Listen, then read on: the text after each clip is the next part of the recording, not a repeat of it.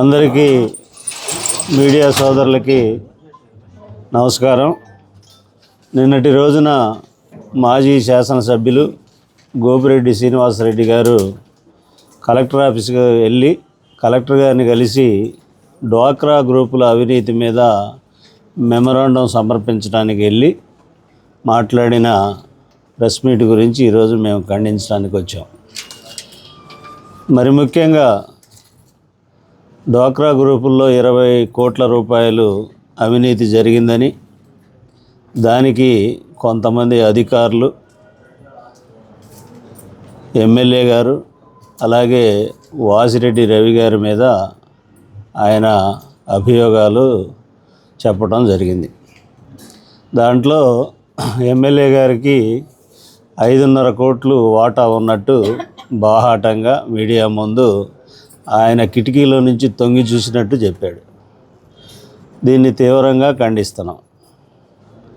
ఎందుకంటే ఈ నెల డిసెంబర్ 11వ తారీఖు కలెక్టర్ గారిని చదలవాడ అరవింద్ బాబు గారు వెళ్ళి మెమరాండం ఇచ్చి గ్రూపుల్లో అవినీతి జరుగుతూ ఉంది, పేద గ్రూపుల్లో ఉన్న మహిళలు అన్యాయానికి గురవుతున్నారు, ఇబ్బందులు పడుతున్నారు, దీని మీద సమగ్రమైన విచారణ జరిపించి వాళ్ళకి న్యాయం చేయండి. అలాగే కొంతమంది గుంటూరు, నల్లపాడు నుంచి వచ్చిన అధికారులు అవినీతికి పాల్పడుతున్నారని మాకు తెలియవచ్చింది.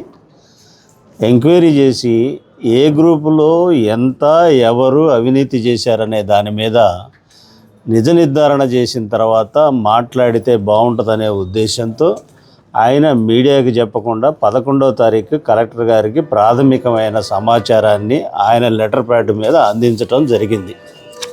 దాన్ని బేస్ చేసుకొని 17, 18 తారీఖుల్లో ముఖ్యమంత్రి గారు సమీక్షించిన కలెక్టర్ల సమీక్షా సమావేశంలో ప్రస్తావన మరి ముఖ్యంగా పెదకూరపాడు నియోజకవర్గం మీద డ్వాక్రా గ్రూపుల మీద వచ్చినప్పుడు మన కలెక్టర్ గారు దాన్ని కూడా ముఖ్యమంత్రి గారి దృష్టికి చెప్పడం జరిగింది. ఈ చెప్పే క్రమంలో ముఖ్యమంత్రి గారికి ఇన్ని కోట్ల అవినీతి జరిగిందని చెప్తే ముఖ్యమంత్రి గారు వెంటనే స్పందించి ఎవరైతే అవినీతికి పాల్పడిన అధికారులు కానీ సభ్యులు కానీ ఉన్నారో, లీడర్లు కానీ ఉన్నారో వాళ్ళ ఆస్తులు అటాచ్ చేసి జప్తు చేయమని మరి ఆ సదస్సులోనే ప్రకటించడం జరిగింది. ఇది పార్టీ పరంగా, ప్రభుత్వ పరంగా ప్రాథమికంగా ఎమ్మెల్యే గారు తెలుసుకున్న సమాచారం ఇచ్చిన మీదటే ఆ ఎంక్వైరీ ముఖ్యమంత్రి గారి ద్వారా కలెక్టర్ గారికి తీసుకెళ్ళడం జరిగింది.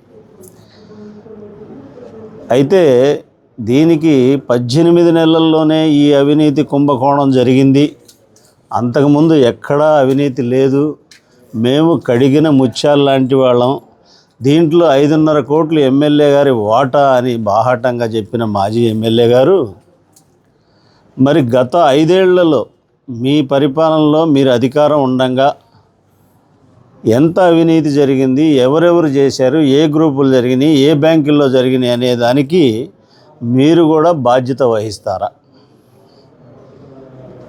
అలాగే అవినీతి అధికారులని వాసిరెడ్డి రవి గారు తెచ్చుకున్నాడు అవినీతి చేయటం కోసమేనని గుంటూరు నుంచి తెచ్చుకున్నాడని చెప్పారు. మరి మీ హయాంలో కూడా మున్సిపాలిటీలో ఏసీబీ దాడులు జరిగినాయి, అవినీతి శాఖ వచ్చి కొంతమంది మీద దాడులు చేసి సస్పెండ్ చేసింది, దానికి మీరు బాధ్యత వహిస్తారా? మీరే తెచ్చుకున్నారట అవినీతి అధికారులని. దీన్ని మేము ప్రాథమికంగా ఖండిస్తూ ఉన్నాం. దీని మీద గత 5 ఏళ్ల మీద జరిగిన అవినీతి మీద, ఇప్పుడు జరిగిన దాని మీద కూడా ఎమ్మెల్యే గారు ఎంక్వైరీ చేయించింది ఆయన దేనికైనా సిద్ధంగా ఉన్నాడు. మీరు కూడా ఆ బాధ్యత తీసుకొని మీరే అవినీతికి దారులు వేసింది, ఆ దారులు ఎవరైతే వేశారో వాళ్ళే సరళం చేస్తున్నారు. ఇప్పుడు కూడా మాకు ఎటువంటి సంబంధం లేదు. మీకు గత 2 సార్లలో మిమ్మల్ని గెలిపించిన కార్యకర్తల మీద మీకు ప్రేమ లేకపోగా ఒకసారి మిమ్మల్ని ఓడించినందుకు వాళ్ళందరినీ కూడా ఈ కేసులో ఇరికియాలనే మీరు కలెక్టర్ ఆఫీస్కి వెళ్ళి బహిర్గతం చేసి వాళ్ళ గ్రూపు సభ్యుల వివరాలన్నీ కూడా మీరు పెట్టడం జరిగింది. మా ఎమ్మెల్యే గారు వచ్చేసరికి ఎవరి మీద వ్యక్తిగతమైన ఆరోపణ చేయలేదు. ఎందుకంటే ఆయన ప్రాథమిక సమాచారాన్ని తెచ్చుకున్న తర్వాత చర్యలు తీసుకోమని కలెక్టర్ గారికి మెమరాండం ఇవ్వటం జరిగింది.